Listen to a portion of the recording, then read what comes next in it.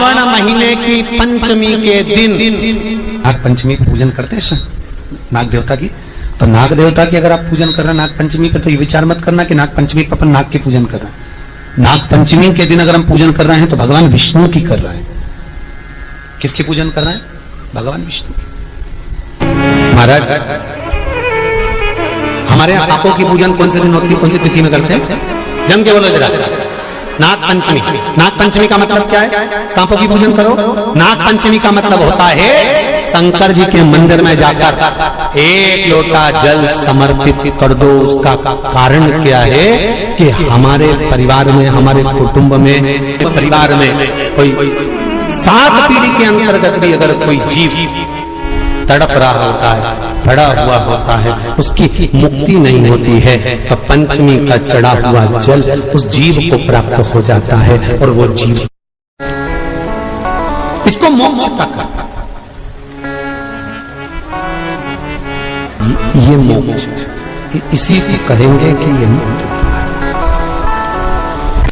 तो शिव महापुराण की कथा कहती है जलंधर की धर्म पत्नी वृंदा को जब सात्वित्व भंग किया गया भगवान विष्णु के द्वारा, तब वृंदा तुलसी के क्यारे के रूप में प्रकट हो गई और वृंदा ने शंकर भगवान से कहा, भोलेनाथ सारे देवताओं का चढ़ा हुआ जल मुझ पे चढ़ सकता है और मैं भी सारे देवताओं के लिए समर्पित रहूंगा, सारे देवताओं को।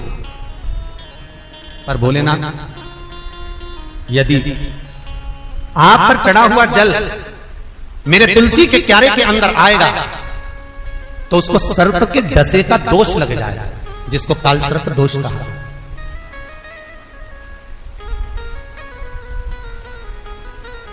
जिसको काल सर्प दोष कहते हैं। इसलिए हमारा हिंदू धर्म कहता है कि भगवान के स्नान का जल दूसरे वृक्षों में डालना चाहिए पर तुलसी में नहीं डालना चाहिए। पहले के समय में घर में बगीचा बड़ा होता था तो लोग जल को ले जाकर वृक्षों में डाल देते थे। आज के जमाने में ले दे के केवल एक तुलसी का पौधा मिलता है, जो भी भगवान को निलाया ले जाके तुलसी में डाल दिया। श्रावण महीने की पंचमी के दिन, कौन सी तिथि? पंचमी। चाहे वो शुक्ल पक्ष की हो चाहे वो कृष्ण पक्ष की।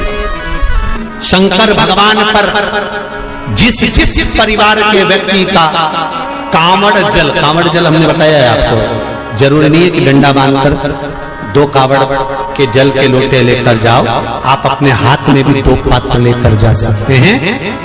पंचमी तिथि के दिन हाथ में 2 लोटे जल के, 2 कलश जल के जब हम शंकर भगवान को चढ़ाते हैं तो ऊपर जो कमंडल होता है शिव जी के ऊपर जलधारी होती है, जिसमें जया, विषहरा, शामली, बारी, दौतली और देव शंकर भगवान की 5 बेटियां जिसमें विराजमान होती हैं। जब हम जल समर्पित करते हैं, हमारे पीढ़ी में, परिवार में अगर कोई अधोगति में मर गया होता है, कुंवारी अवस्था में चले गया होता है, गर्भ में मर गया होता है, गर्भ के बाहर निकल कर भी अगर कुंवारी अवस्था में चले गया होता है, तो श्रावण महीने की दोनों पंचमी पर परिवार का अगर कोई एक व्यक्ति भी जल चढ़ा देता है शंकर भगवान पर, तो सर्प की योनि में नहीं पड़ता, जीव मुक्त हो जाता, प्रेत योनि में सर्प की योनि से मुक्त हो जाता।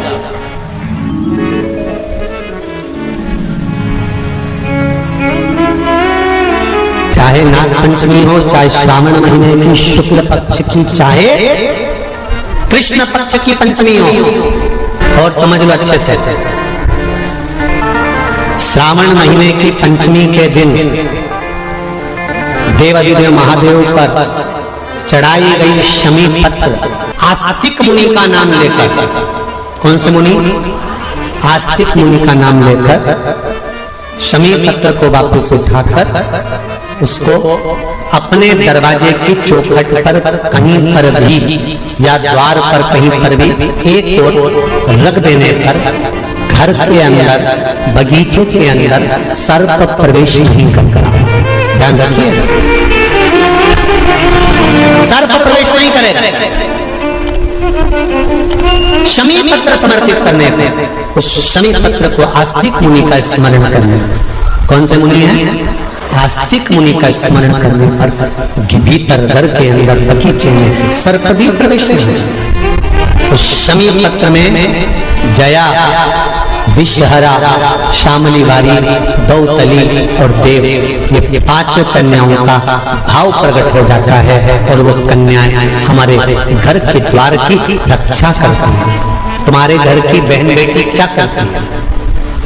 तुम्हारे घर की बहन बेटियां क्या करती हैं? घर में बहन बेटी आती हैं तो बद्दुआ देकर नहीं जाती। घर में कन्याएं रहती हैं, बद्दुआ नहीं देती। घर की बेटियां जब दरवाजा छोड़कर शादी कर वाले दिन, विदाई के दिन अगर जाती भी हैं तो बेटियां हाथ में धान भरकर फेंक कर जाती हैं कि मेरा मायका खूब फले फूले आगे बढ़े। छापे लगाकर चली जाती हैं कि हमने हमारी जीवन की सारी दौलत, जीवन का सारा सुख अपने मायके में दे दिया है। वो बेटियां तो की बेल में पान जानते हो, तांबुल जो खाने वाला पान होता है, पान की बेल में चारों तरफ से बेल लगाकर नाग लक्ष्मी उसमें भेंट कर शिव की आराधना करती थी। इसलिए आज भी शास्त्र के हिसाब से देखा जाए तो सबसे ज्यादा सांप, सबसे ज्यादा सर्प, सबसे ज्यादा नाग नागिन, सबसे ज्यादा सर्प अगर कहीं रहते हैं तो जहां पान की खेती होती है,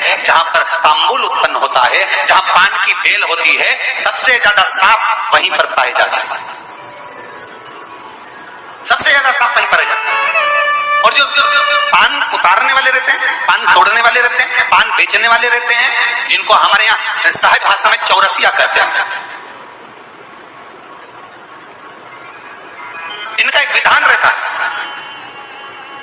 कि सांप पान के उस बेल में चारों तरफ रमे रहते हैं। पान की बेल में सांप के बच्चे चारों तरफ भ्रमण करते रहते हैं। और चौरसिया पान उतारने वाला, बेल में से पान तोड़ने वाला, सांप के बच्चों को उठाकर, सांप को उठाकर उधर रख देता है और पत्ते तोड़ लेता है, पत्ते तोड़ लेता है। उसको सर्प नहीं डसते। क्यों? क्योंकि यहाँ पर वर है इन चौरसियाओं को। कई चौरसिया लोग सोचे होंगे कि हम नाग की पूजन करते हैं, हम सर्प की पूजन करते हैं, नाग पंचमी पे हम सर्प का स्मरण करते हैं, हमारे कुल देवता के रूप में हम सर्प पूजते हैं। पर कभी चौरसिया ने विचार करा कि आखिर तुम्हें कौन सा वर प्राप्त हुआ कि तुम्हें सर्प नहीं डसेगा? तुम्हें कौन सा वर प्राप्त हुआ कि सांप तुम्हें नहीं काटेगा? पान उतारते समय, पान तोड़ते समय, पान को ले जाते समय सर्प तुम्हें डस नहीं करेगा। क्योंकि जिस समय पर नाग लक्ष्मी भगवान शिव की आराधना करती है पान की बेल के पास में, उस समय पर एक सहज भाव में, एक ग्रामीण, एक सहजता उस नागिन को आते हुए देखता था, नाग लक्ष्मी को आते हुए देखता था। जो नागिन कभी तो सुंदर स्त्री का रूप, लक्ष्मी जैसा रूप बना लेती है और कभी नाग का रूप बना लेती है। बड़ा विचित्र उसको लगता था। और वो एकांत में बैठा, इसने आकर देखा कि नाग लक्ष्मी सेवा में लीन रहती, किसी जीव को वहां आने नहीं देता। शास्त्र तो यहां तक कहता है कि जब नाग लक्ष्मी पूजन करती थी तो कहा, पूछा गया ये कोई जीव इसके पास में ना आए तो इसको बचाता था वो। एक दिन नाग लक्ष्मी जब बड़ी हो गई, देख लिया उसने इस ग्रामीण को, इस मानव को जब देखा तो चारों तरफ से किसी ना किसी रूप में नाग लक्ष्मी को रस ला कर देता है, प्रदान करता रहता है, कुछ ना कुछ तत्व देता रहता है। कितना सुंदर संवाद है महाराज जी। नाग लक्ष्मी जब पूजन करने शंकर जी की बैठती थी तो ये जो हमारे हिंदू धर्म में ऐसा भाव करते हैं, शंकर जी के अभिषेक में कन्या का रस, अनार का रस, मौसम्बी का रस, ये जो अभिषेक कराते हैं ना ब्राह्मण जन, तो ये कहते हैं ये रस चढ़ाइए, इस रस से भगवान का अभिषेक करना है, कन्या का रस से, इस रस से शिव का अभिषेक करना। ला कर देता है, रख देता है। तो रोज नाग लक्ष्मी पर रोज आश्चर्य होता है, आखिर ऐसा कौन है जो लाकर रोज रख देता है? कौन है ऐसा? है कौन ऐसा? आज नाग लक्ष्मी ने उस जीव को देख लिया, उस मनुष्य को देख लिया, तो चारों ओर से मेरी रक्षा करता है, रस को लाकर शिव के लिए देता है। मैं तुझे वर देती हूं, तेरे वंश के अंदर कभी सर्प का डस नहीं होगा। तूने मेरी सेवा करी, शिव तुझे फल प्रदान करेंगे। वो चारों ओर से रक्षा कर कर रस ला कर देता था, इसलिए उसका नाम का संबोधन में भी चौरसिया जोड़ा गया। चौरसिया, चारों ओर से चौकसी कर जो रस ला कर प्रदान कर दो, उसके नाम में भी संबोधन है।